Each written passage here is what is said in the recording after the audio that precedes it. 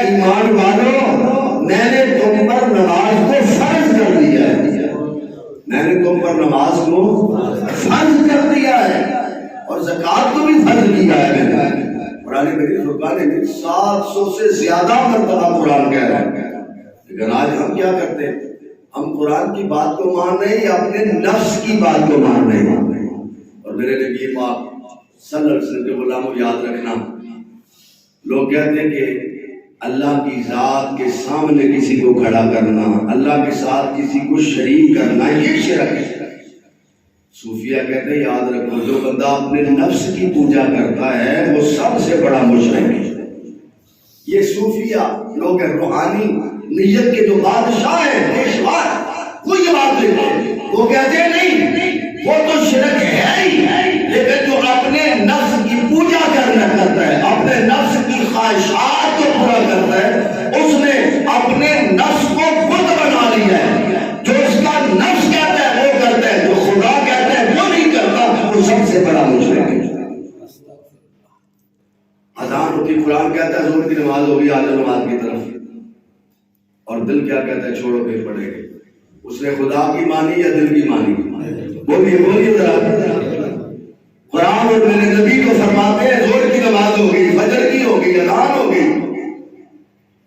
اور مؤذن کہہ رہا ہے حی علی الصلاۃ، حی علی الفلاح، آؤ نماز کی طرف، آؤ کامیابی کی طرف، لیکن ہمارا دل کہتا ہے سردی ہے، پانی ٹھنڈا ہے، چھوڑو مہمان بھی بیٹھے ہوئے، کھانا بھی کھانا ہے، چھوڑو نماز بھی پڑھ لیں۔ آپ بتائیں ہم نے قرآن سے پیار کیا کہ اپنے نفس سے پیار کیا؟ ہم نے قرآن کی اتباع کی، اللہ اور اس کے رسول کی تابع داری کی، یا اپنے نفس کی تابع داری کی ہے؟ بولیے ذرا۔ جبکہ میرے نبی کریم صلی اللہ علیہ وسلم یہ فرماتے ہیں کہ مردوں کی نماز گھر میں نہیں ہوتی، لیکن ہم پھر بھی بڑے مفتی بنے ہوئے، نہیں جی میں بھکاری پڑھ لیتا، ہاں راستہ خراب ہو، طبیعت خراب ہو، ایسی خرابی ہو صحت میں کہ آپ جانے سے موت واقع ہو جائے مسجد میں، تو ایسے کئی تو عاشق کہتے ہیں مسجد جاتے ہوئے مر جائیں، تو اس سے بڑا معراج سے بڑی معراج کیوں نہیں؟ بعض ایسے بندے بھی تو ہیں جو سجدے میں جن کی روح پر سوال پر بات کر گئی، بندے کہتے ہیں یار کڈا کرمالا بندہ سی، سجدے ضرور نکل گئی، احساس ہے یہ نہیں؟ تو اگر مسجد میں جاتے روح نکل جائے تو یہ بھی تو احساس ہے نا، لوگ یہ کہ بھائی نماز پڑھنے کے لیے جا رہا تھا، تو موت تو آ جاتی ہے نا، راستے میں سفر میں بھی آ جاتی ہے، ایکسیڈنٹ سے آ جاتی ہے، بخار سے آ جاتی ہے، کسی بیماری سے آ جاتی ہے، موت تو آنی ہے۔ لیکن اگر اللہ اور اس کے رسول کا حکم سمجھ کے ہم مسجد میں آئے تو پھر کیا حرج ہے؟ لیکن ہم مسجد میں آتے ہیں،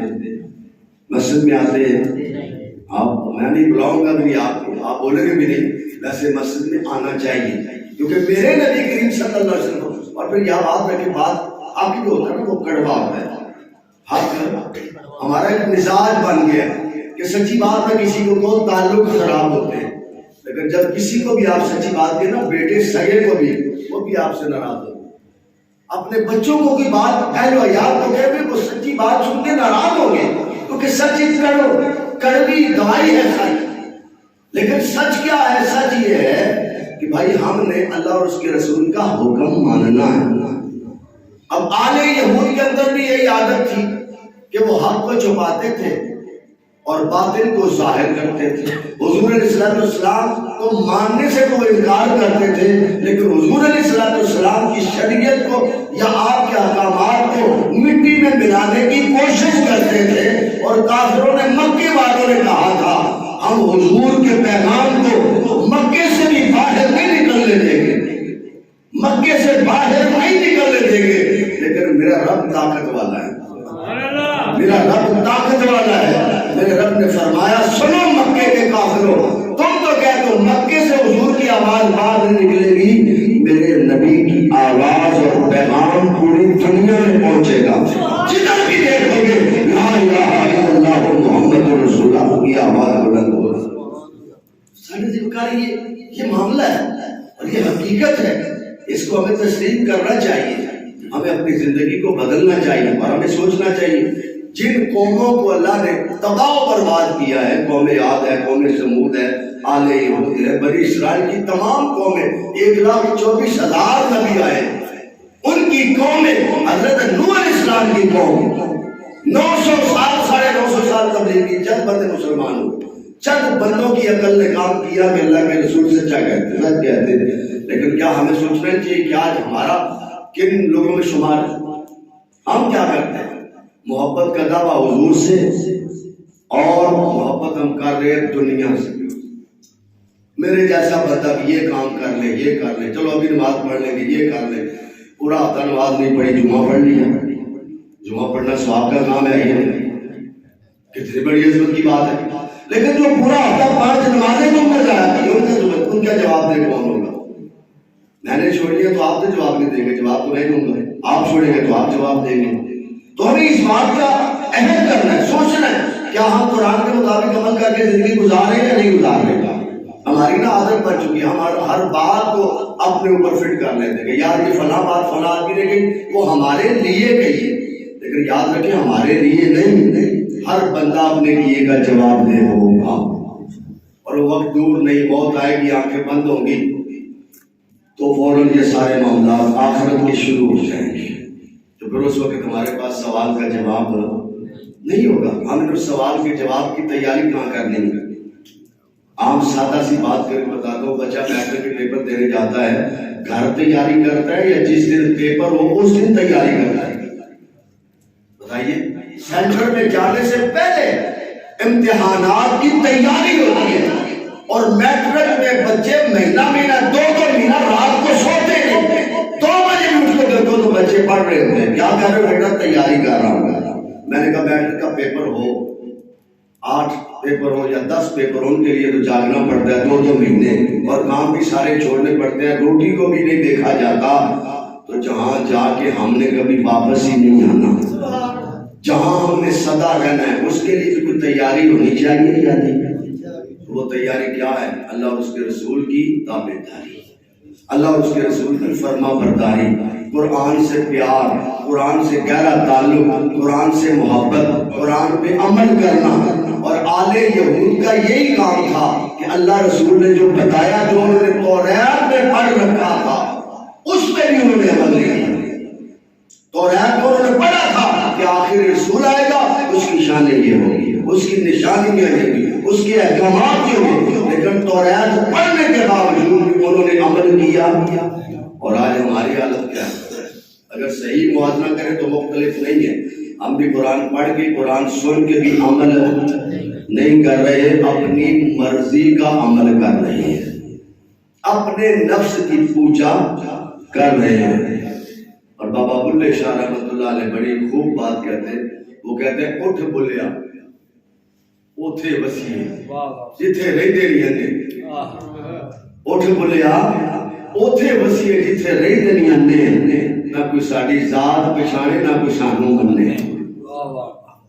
یہ صوفیاء کا طریقہ، وہ اپنے لیے نہیں جیتے، وہ تو جیتے ہیں بھی تو اللہ کے لیے، مرتے بھی ہیں تو اللہ کے لیے. کوئی بندہ آپ ایسا نہیں دیکھیں گے کہ جو دنیا سے چلا گیا بعد میں اس کو اعمال کا سلسلہ جاری ہو، اس کے اعمال کا سلسلہ منقطع ہو گیا. جو وہ صدقہ جاریہ کر کے گیا تھا اس کا ثواب پہنچے گا، اگر پیچھے اولاد نے کوئی ہاتھ اٹھاتی رہی تو اس کا ثواب پہنچے گا. ورنہ اعمال وہ کر سکتا، نماز نہیں پڑھ سکتا، زکوٰۃ نہیں دے سکتا، اعمال نہیں کر سکتا، اعمال کا سلسلہ منقطع ہو گیا. اب اس کے کام آئے گا صدقہ جاریہ. تو آئیے میں اور آج آپ اس بات کا عہد کریں کہ ہم بھی اللہ اور اس کے رسول صلی اللہ علیہ وسلم کے احکامات پہ عمل کریں گے، تعلیمات قرآن پہ عمل کریں گے، احادیث مصطفیٰ کریم صلی اللہ علیہ وسلم پہ عمل کریں گے. ایک بات تو یہ ہے کہ اپنے چہروں پہ حضور کی سنت داڑھی مبارک سجائیں. پتہ نہیں موت کب آئے، ایسا نہ ہو دنیا سے جائیں تو حضور کی سنت ہمارے چہرے پہ نہ ہو. دوسرا یہ نماز کی پابندی کی نیت کریں، ہاتھ نہیں کھڑے کرواتا، دل ہی دل میں اپنے رب سے وعدہ کریں. اور اس بات کو چھوڑے، یہ جھگڑے چھوڑے، فلاں کیا ہے، فلاں آپ دیکھیں میں کیا ہوں، میں بھی دیکھوں میں کیا ہوں. یہ بات بندے ہمارے وہ دیکھو جو نماز سے پڑھتا ہے تو وینجن پہ کرتا ہے، وہ بھائی وہ کر رہا ہے تو اسے سمجھا سکتا ہے، سمجھا نہیں تو اپنے اعمال خراب نہ کر. تو دیکھ کہ تو کیا کر رہا ہے، تو کسی کی طرف نہ دیکھ، تو اپنی حالت اور اپنے گریبان کو دیکھ کہ میں کیا کر رہا ہوں. समझा सकता है समझा, नहीं समझा सकता, ये तेरी जिम्मेदारी नहीं समझाने की, तो तू बेनियाज हो जा। रब जाने और रब का बंदा जाने, तू अपने अमाल को दुरुस्त कर, तो अपने आप को संभाल, खुद दीन में इजाफा न कर, अपनी मर्जी से नमाज जोड़ने छोड़ देने को जायज करार न दे, अपनी मर्जी से जमात को छोड़ के घर नमाज पढ़ने को जायज करार न दे, तेरे पास ये कोई इख्तियार नहीं। मेरे नबी ने कह दिया है मर्द की नमाज मस्जिद में होती है, घर में नहीं होती, और औरत की नमाज मस्जिद में होती है। अगर वो किसी वक्त मस्जिद में पढ़ ले तो हो जाएगी, लेकिन अफजल ये है औरत घर में नमाज पढ़े और मर्द मस्जिद में नमाज पढ़े। आइए आज इस बात याद कीजिएगा। अल्लाह मुझे और आप सबको तो जहान की बरकतें अता फरमाए और सही मानों में कुरान समझ के उस पर अमल करने की तौफीक दे। क्या ख्याल है, आपका भी इरादा है ना इंशाल्लाह? और याद रखिए ये मस्जिद आबाद होगी, आपको दुआएं देंगे। अगर आप दुआएं देना चाहते हैं मस्जिद की, तो नमाज की पाबंदी करें, 10-15 मिनट लगते हैं, जहाँ भी हो पढ़ ले, पढ़े जरूर। अगर घर हो तो फिर मस्जिद में है। अपने मोहल्ले की मस्जिद का हक है, और किसी का हक खाना कितना बड़ा जुर्म है बताए जरा। बंदा हज करता रहे, उम्रे करता रहे, हक खाता है, उसका हज उम्रा कबूल होगा? बोले नहीं सारे नहीं होगा। वो बेशक उसने उम्रा हज कर, लेकिन हक खा लिया तो क्या होगा? कुछ भी नहीं। और मकान बनाते हुए 2 इंच जमीन की